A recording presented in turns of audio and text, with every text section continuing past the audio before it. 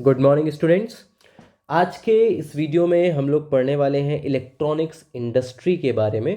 Last video में हमने manufacturing industry chapter का एग्रो बेस्ड इंडस्ट्रीज़ का जो टॉपिक था वो कंप्लीट कर लिया था। लास्ट वीडियो में हम लोगों ने कॉटन टेक्सटाइल इंडस्ट्री के बारे में पढ़ा था एंड आई होप कि आपने उसके नोट्स बना लिए होंगे। तो चलिए टाइम वेस्ट नहीं करते हैं और स्टार्ट करते हैं हमारा नया टॉपिक जो कि है इलेक्ट्रॉनिक्स इंडस्ट्री। तो जब हम इलेक्ट्रॉनिक इंडस्ट्री के बारे में पढ़ना स्टार्ट करते हैं तो हमें सबसे पहले पता चलता है कि इंडिया में इलेक्ट्रॉनिक इंडस्ट्री डेवलप होना शुरू हुई थी या डेवलप हुई थी 1950 में। और अगर हम आज के समय में बात करें ना तो इंडिया में जो इलेक्ट्रॉनिक इंडस्ट्री है ये सबसे ज़्यादा फास्ट ग्रोइंग इंडस्ट्री है। ठीक है, अगर हम देखें तो डेली हर दूसरे दिन आपको न्यूज़ सुनाई पड़ेगी मार्केट में, टेक्नोलॉजी में, कि नई नई चीज़ें लॉन्च हो रही हैं। नए कंप्यूटर, नए मोबाइल, नए स्पीकर, नए हेडफोन्स, नए ईयरफोन्स, ये सारी चीज़ें आपको देखने के लिए मिलेंगी।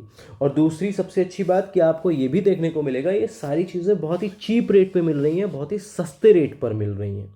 ठीक है, और सस्ते रेट पे मिलने का मतलब क्या है कि हम उन सारी चीज़ों को अपने कंट्री में विद इन और कंट्री प्रोड्यूस कर रहे हैं, मैन्युफैक्चर कर रहे हैं, यानी कि हमारे यहाँ जो टेक्नोलॉजी इंडस्ट्री है वो बहुत तेज़ी से आगे बढ़ रही है।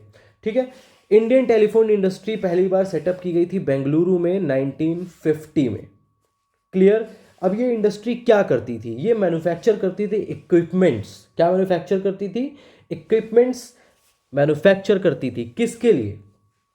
पोस्टल डिपार्टमेंट की रिक्वायरमेंट के लिए, टेलीग्राफ डिपार्टमेंट के लिए, रेलवेज़ के लिए, डिफेंस यानी जो हमारी आर्मीज़ हैं उनके लिए, इलेक्ट्रिसिटी बोर्ड्स के लिए। उसके अलावा ये ऑटोमेटिक टेलीफोन स्विचिंग सिस्टम भी बनाते थे और टेलीप्रिंटर एक्सचेंज के लिए भी टेक्नोलॉजी या इक्विपमेंट्स का प्रोडक्शन करते थे। अब एक ऑर्गेनाइजेशन है यहाँ पर देखिए, the electronic corporation of India. कहाँ पर है? हैदराबाद में है। और ये क्या बनाते हैं? ये बनाते हैं न्यूक्लियर एप्लीकेशन के लिए मॉड्यूलर सिस्टम। और ये मॉड्यूलर सिस्टम कहाँ पर यूज़ होता है? मॉड्यूलर सिस्टम का यूज़ करते हैं न्यूक्लियर एप्लीकेशन के लिए। और जो न्यूक्लियर एप्लीकेशन है ये इनको कहाँ करना है? मेडिकल फील्ड में करना है, एग्रीकल्चरल फील्ड में करना है और इंडस्ट्रियल फील्ड में करना है। ठीक है, तो ये तो एक बात हो गई बेसिक इलेक्ट्रॉनिक इंडस्ट्री की। अगर हम आगे बढ़ें तो यहाँ पर एक और ऑर्गेनाइजेशन का नाम आता है भारत इलेक्ट्रॉनिक लिमिटेड, जिसे शॉर्ट में कहा जा रहा है बेल। ठीक है, अब ये जो भारत इलेक्ट्रॉनिक लिमिटेड है ये करता क्या है? ये भी इक्विपमेंट्स बनाता है, रिक्वायरमेंट पूरी करता है किसकी? डिफेंस सेक्टर की। ऑल इंडिया रेडियो, जिसे हम एफएम रेडियो के नाम से भी जानते हैं, all India radio basically AIR है जो कि सरकारी रेडियो चैनल है, उसके लिए। और तीसरा मीटेरोलॉजिकल डिपार्टमेंट यानी कि मौसम विभाग के लिए, जो विभाग तूफानों की, साइक्लोन की, मौसम की फोरकास्टिंग करता है ना, उसके लिए जो इक्विपमेंट्स हैं वो कौन बनाता है? भारत इलेक्ट्रॉनिक लिमिटेड, जिसे शॉर्ट में कहते हैं बेल। क्लियर। नेक्स्ट टॉपिक हमारा आता है इलेक्ट्रॉनिक इंडस्ट्री में ही स्पेस टेक्नोलॉजी। अब स्पेस टेक्नोलॉजी को हम इलेक्ट्रॉनिक में क्यों पढ़ रहे हैं? क्योंकि जो इलेक्ट्रॉनिक इंडस्ट्री है ना वो सपोर्ट करती है स्पेस टेक्नोलॉजी को, क्योंकि स्पेस टेक्नोलॉजी में भी बहुत सारे इलेक्ट्रॉनिक चीज़ें यूज़ होती हैं। और वो इलेक्ट्रॉनिक चीज़ें कहाँ से आएंगी? इलेक्ट्रॉनिक अप्लाइंसेस कहाँ से आएंगे? इलेक्ट्रॉनिक इंडस्ट्री से। तो ये क्या करते हैं? It is supported by the electronic industry. जो स्पेस टेक्नोलॉजी है वो इलेक्ट्रॉनिक इंडस्ट्री से सपोर्ट ले रही है। ठीक है, अब यहाँ पर कुछ ऑर्गेनाइजेशन है देखिए, या कुछ इंडस्ट्री हैं। सबसे पहले the Indian space research organisation, जिसे हम कहते हैं शॉर्ट में इसरो, या आम भाषा में इसे हम इसरो नाम से जानते हैं। न्यूज़ वगैरह में इसरो नाम ही बोला जाता है, इतना लंबा नाम नहीं बोला जाता है। तो इसरो कहाँ पर है? बेंगलुरु में है। दूसरी है हमारी द सैटेलाइट लॉन्चिंग स्टेशन, ये कहाँ पर है? ये है श्रीहरिकोटा में। और तीसरा है हमारा नेशनल रिमोट सेंसिंग एजेंसी, कहाँ पर?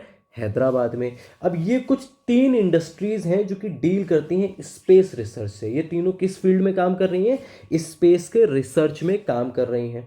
सैटेलाइट कैसे लॉन्च की जाए उस फील्ड में काम कर रही हैं। नए नए रॉकेट लॉन्चर बना रही हैं, नए नए रॉकेट बना रही हैं, नए नए मिशंस भेज रही हैं, सैटेलाइट लॉन्च कर रही हैं।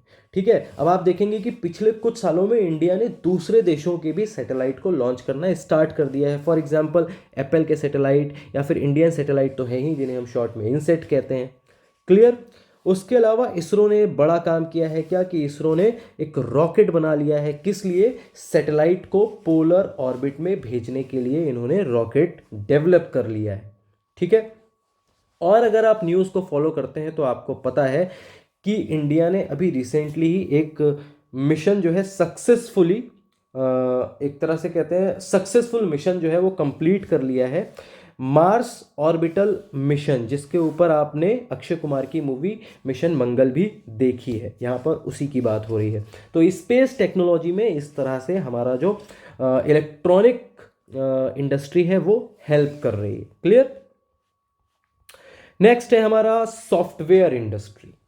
अब सॉफ्टवेयर इंडस्ट्री की बात अगर आप करें तो कोई भी फ़ोन, कोई भी लैपटॉप या कोई भी इलेक्ट्रॉनिक डिवाइस जिस पे हम कंप्यूटर वाला काम करते हैं, उसमें सॉफ्टवेयर बहुत ज़्यादा ज़रूरी होता है। ठीक है।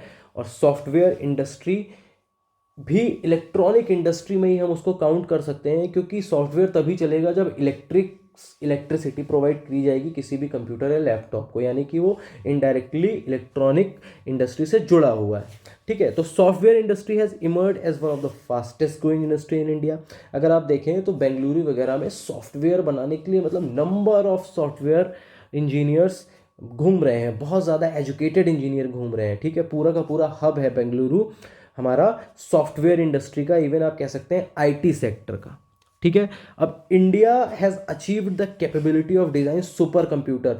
इंडिया ने इतनी तरक्की कर ली है कि अब हम सुपर कंप्यूटर्स बनाने के लिए भी कैपेबल हो गए हैं।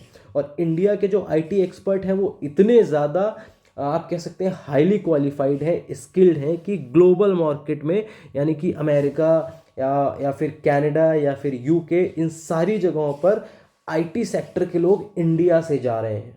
ठीक है। आपने सुना होगा बहुत सारे लोग गूगल में काम कर रहे हैं, बहुत सारे याहू में काम कर रहे हैं, बहुत सारे फेसबुक में काम कर रहे हैं। ये सब कौन है? सॉफ्टवेयर इंजीनियर या सॉफ्टवेयर डेवलपर्स हैं। क्लियर। बेंगलुरु एंड हैदराबाद, ये दो लीडिंग सेंटर हैं जिनके बारे में अभी भी बात कर रहा था। सॉफ्टवेयर इंडस्ट्रीज के लीडिंग जो सेंटर हैं वो कौन से हैं? बेंगलुरु और हैदराबाद। क्लियर। तो ये तो बात हो गई सॉफ्टवेयर इंडस्ट्री का इलेक्ट्रॉनिक से क्या रिलेशन है। फिर आता है हमारा इंटरटेनमेंट प्रोडक्ट इंडस्ट्री। तो इंटरटेनमेंट प्रोडक्ट में क्या है? अगर हम देखें तो इलेक्ट्रॉनिक इंडस्ट्री में जिस तरह का बूम आ रहा है, ग्रोथ आ रही है, तो हम देखेंगे कि एक बूम देखने के लिए मिला था टेलीविज़न एंड ऑडियो इंडस्ट्री में भी। ठीक है। The television and audio industry boomed. कब बूम की थी? 1990 में। बहुत सारी कंपनी आती थी फेमस बीपीएल, वीडियोकॉन, ओनिडा, फिलिप्स। इसमें से कुछ का नाम तो आप अभी भी सुनते होंगे बहुत, जैसे फिलिप्स का नाम अभी भी पॉपुलर है, ओनिडा में भी आपने ना सुना हो, वीडियोकॉन अभी भी पॉपुलर है, बीपीएल हो सकता है आपने ना सुना हो। लेकिन ये सारी कंपनीज थी जो कि स्पेशलाइज थी किसमें? टेलीविज़न में। इनका टीवी माना जाता था सबसे अच्छा है 90s के दौर में। उसके अलावा ऑडियो सिस्टम भी बहुत ज़्यादा बनाए जाने लगे। कैसेट्स आती थी, डेक सिस्टम आते थे, MP3 प्लेयर आते थे। ये सारी चीज़ें भी बहुत ज़्यादा इंट्रोड्यूस की गई इंडियन मार्केट में। ठीक है। और ये सारी चीज़ें कहाँ पर बनती थी? मुंबई, पुणे, कोलकाता, चेन्नई, ये मेन सेंटर थे जो कि इंटरटेनमेंट प्रोडक्ट को बनाते थे। ठीक है। तो इतना छोटा सा था आपका ये टॉपिक इलेक्ट्रॉनिक इंडस्ट्री का। इसमें बहुत ज़्यादा चीज़ें पढ़ने के लिए थी नहीं आपके सिलेबस में, बस इतना ही था। तो that's it all about electronic industry. और नेक्स्ट हम शायद पढ़ने वाले हैं पेट्रोकेमिकल इंडस्ट्री के बारे में। तो इस वीडियो के लिए बस इतना ही। मैं आपसे मिलता हूँ नेक्स्ट वीडियो में। Thank you so much.